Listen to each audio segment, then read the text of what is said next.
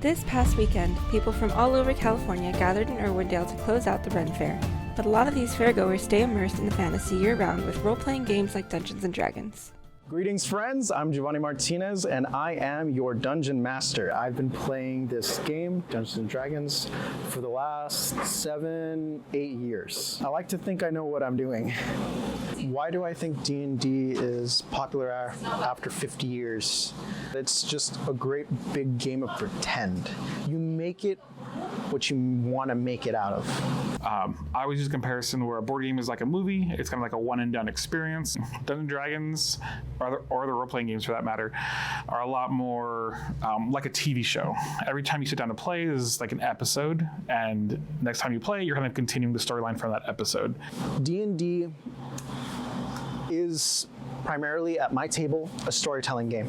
Much like a book, you have two groups of people. You have the main characters of the book, and then everything else. The buildings, the settings, the people, and the events.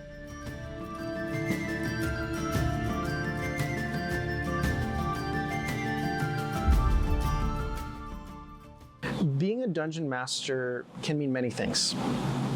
For me, it is devoting my time to drawing maps, stalking a dungeon with monsters and treasure and traps. And at the table, it's trying to be entertaining to my players, because that's who I am. The biggest misconception was always like the satanic panic, the devil worship and all that, when it's very silly because oftentimes you're fighting devils and demons and evil stuff. It's your classic fantasy of, defeat the monsters. And nowadays, there's not too many misconceptions now, and they're kind of melting away. And now we're seeing more and more like Hollywood actors who play Dungeons & Dragons in their off time, like Vin Diesel or Henry Cavill. Like, they play these kinds of games, and they're big time actors. So the first time I played D&D back in high school, a friend of mine invited me over to his house to play.